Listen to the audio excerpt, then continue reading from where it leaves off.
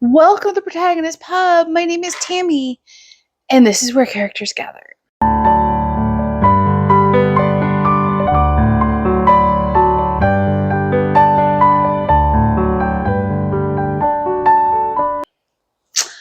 Well, happy October. Feels more like July. Fall is definitely not showing up anytime soon, it appears. We've had a couple of nights that have been below 60, and then, 50 degrees later at 2 o'clock in the afternoon, you're looking at the calendar going, is it really October? I'm over it. I am ready for cooler temperatures to arrive and to stick around. Even, low 80s would be welcome at this point for the daytime high. That's all I have to say. If you have cooler weather already, I am jealous. I am very, very jealous at this point. I'm tired of killing wasp nests. I'm tired of the bugs. I need fall to arrive and to stay and to not be false. That's,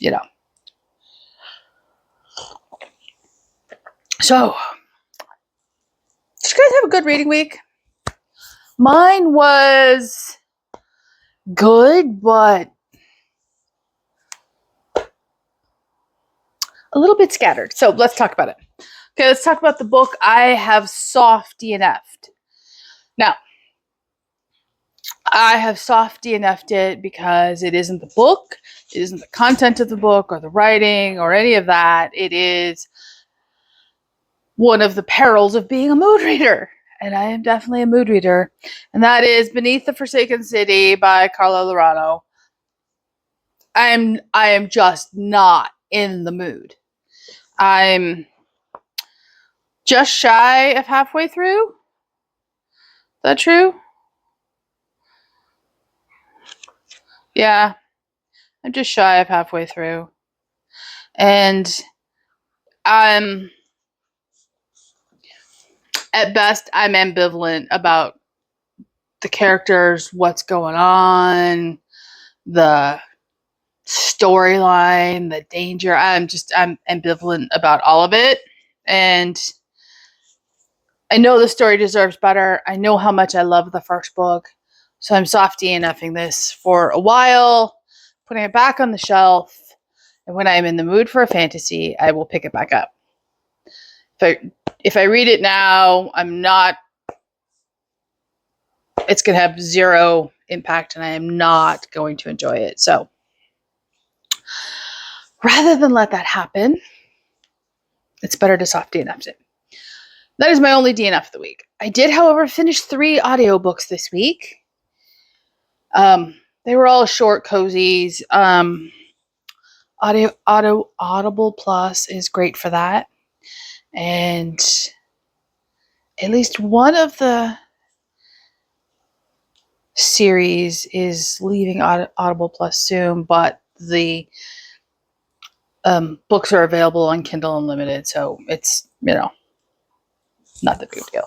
So the first book I finished this week was Chapter and Curse by Elizabeth Penny. This is the first book in the Cambridge Bookshop series. I have started the second book of the series. However, I'll put a picture of it right here. It committed the cardinal sin for me in the first chapter, so I'm up in the air about finishing it. We shall see how my mood progresses this week. Back to book 1. This starts out in America, and we have a widow and her librarian daughter who get a bequest and move back home to Cambridge, England, from Vermont, and reconnect with long-lost family and have inherited a partial interest in the family bookstore, which is hundreds of years old. And Part of that process, of course, we stumble upon a dead body behind the bookshop and we have to solve it to save his family business. It's all very predictable in a good way. I don't mean that in a bad way at all. And in this case, it was charming that it was set in Cambridge, not in Oxford. Cambridge is a very underutilized locale for cozy mysteries. I don't know why, but there are very few set in Cambridge in my experience, and this was just a delight. I enjoyed the history, I enjoyed the characters and the writing. It was an easy listen, and I was looking forward to book 2. And the only reason I stopped book 2 was, dead body at the end of chapter 1. It is probably not a barrier, but we shall see what my week looks like. Because if I don't pick it up this week, I probably won't pick it up at all. I do have another Elizabeth Penny series on Audible Plus waiting for me, and that is her Apron Shop series. Haven't started that one yet. I don't know, but I'm looking forward to it. It's been on my radar for a while. Okay, so the next series I read was the Divine series title right here. Series by Hope Callahan. This is my second series by her. The first book is Divine Intervention, and I also listened to the second book. Okay, so the series takes place in a very small rural town in Kansas called Divine, and our heroine is Jo Pepperdine, and she is a quote-unquote mature woman who comes into some money, and she decides that you're not told up front how she comes into the money. It just comes up in the course of the novel. And she decides to purchase a farm in Divine. She opens a halfway house for the women coming out of the local prison. And she has a couple of rules for who she will accept and who she won't accept. The first and hard fast rule is no violent crimes and definitely no one, convicted of murder. And as the book opens up, a woman is released from prison. She has absolutely no hope, and she feels she has been unjustly convicted, and she decides to commit suicide. Divine intervention occurs. She is seen jumping off the local bridge. She is rescued. And the local pastor in town convinces Jo to take her in until someplace else can be found. And Jo agrees because Jo has a very big heart. Thus sets up the backstory for the book and the rest of the series. And this is definitely a Christian cozy mystery. And a Protestant Christian cozy mystery at that. And you're asking yourself, Tammy, how do you know it's Protestant? Because when they quote a passage from the Bible, they quote in particular the King James Version, which is a Protestant Bible. So there is faith throughout all of Hope's books. This series is no different. And the first book, the townfolk aren't overly welcoming to having in their midst a halfway house that is for women, and they have a bake shop where they sell baked goods, and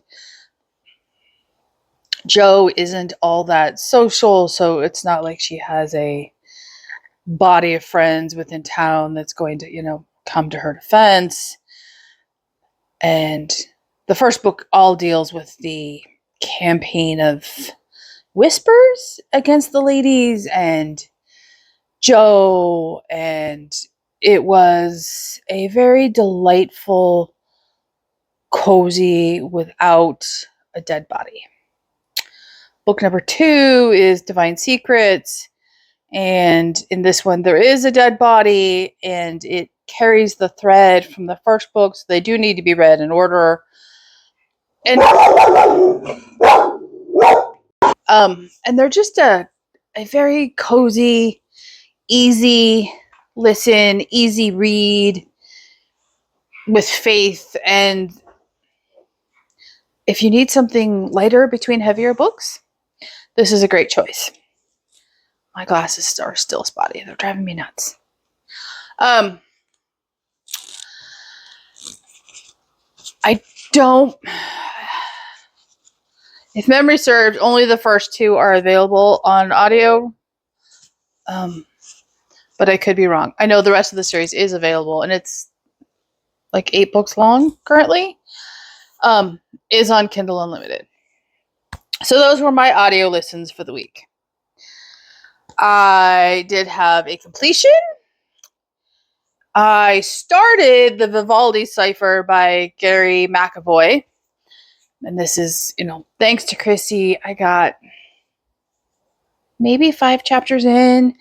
And it was clear that the 2 protagonists have a established, existing relationship. And so I went back and I checked, and there is a earlier series with the same 2 protagonists, and this is where the earlier series is where they meet.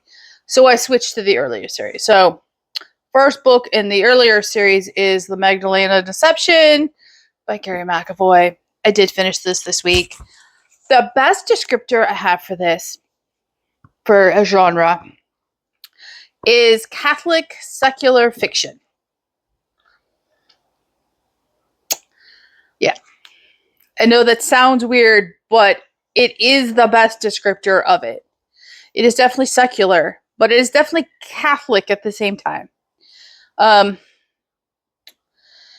This is very reminiscent of The Da Vinci Code by Dan Brown.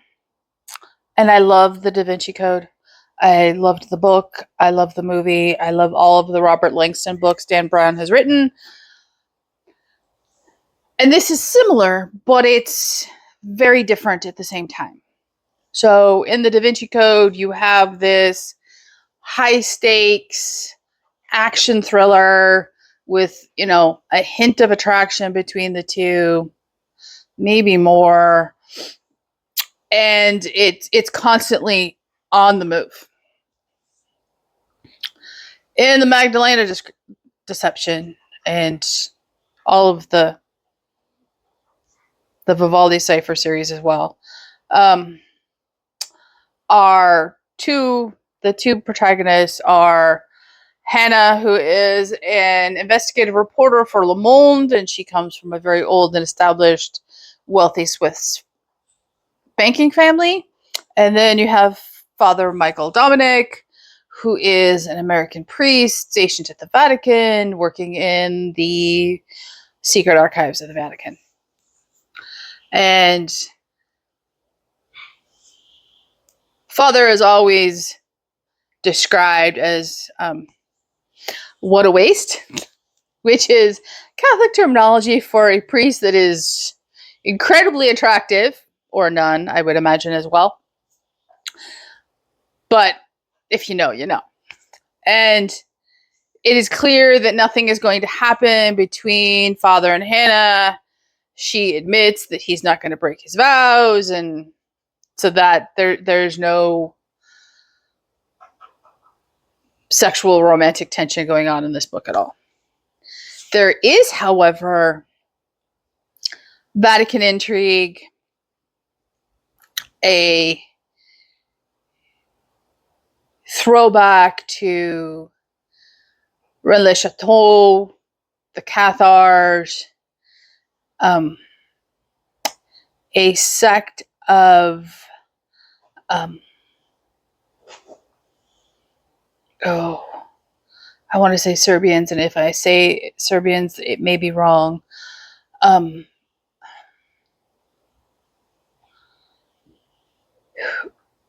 who were active during World War II and sided with Hitler, but were much more extreme in their views and were Catholic. I didn't know any of this. When I read this book, I went and had to brush up on my Rennes le Chateau knowledge, my Cathar knowledge, and then I had to go investigate the Hitler connection. There's also some references around St. Pope Pius XII, his involvement in World War II or his lack of involvement in World War II, depending on how you view things in the world. Overall, this was a fascinating romp through history in a modern day sense. And I am eagerly looking forward to the next one. There are 3 or 5 books in the Magdalena series. And then I know there's 5 plus in the Vatican Secret series. So I have plenty to work with. And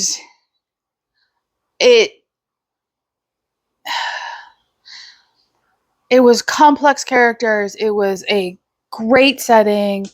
It was history that made me stop and go, hey, I don't know this. I need to go look it up. I don't ever remember learning about this particular thing. Or I know something in the back of my head, but what it is, I'm not sure. So go look it back up. And I did that multiple times, which is all I could ask for in an historical novel. Pique my intellectual curiosity, go forth and learn. And that's what I did. And the fact that, it was Da Vinci Code related, it was all just fascinating. I loved it. I will read more from him without a second thought. I have the next one queued up on my Kindle. We're good to go. So that is everything I am currently reading. Or that is everything I've read. What am I currently reading? Okay. Went to the library this week, and almost everything I picked up was Booktober related or Booktober adjacent. I'm currently reading The Secrets of Wishtide by Kate Sanders. This is the first book in the Letitia Rude series. The second book, I believe, is at my library. This is set in early mid-Victorian. It is a delightful, cozy. I am a little over halfway through. I will finish this today. I will talk about it next week in detail. But yeah, I'm enjoying this immensely. It's holding my attention, no problem. I have started The Woman in White by Wilkie Collins. I'm not going to talk about the book. I am going to talk about this edition, however. This is a Penguin classic cloth-bound, and I will never, ever buy another Penguin classic cloth-bound. And the same goes for my Jane Austen set that I just bought. They have the same feel on the covers. I'm going to have to make a book cover because if you hold this cover for any length of time, my hands get very irritated and it's very rough. It is not, even though it's hardback, I know cloth bound hardback doesn't make sense to me either, but there you go. It is textured and it's abrasive to hold. And not to mention, the book is not at all floppy. Like, not at all floppy. It is only opening up because that's where the bookmark is. Yeah, I will not buy another Penguin Classic cloth-bound. I now understand the disgruntledness on YouTube for them, and you can tell where I've been holding it on the spine. It's all just rubbing away. So what's the point?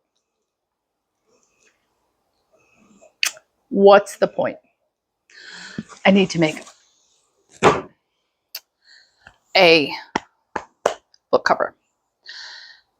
The story itself, I'm about 20% in.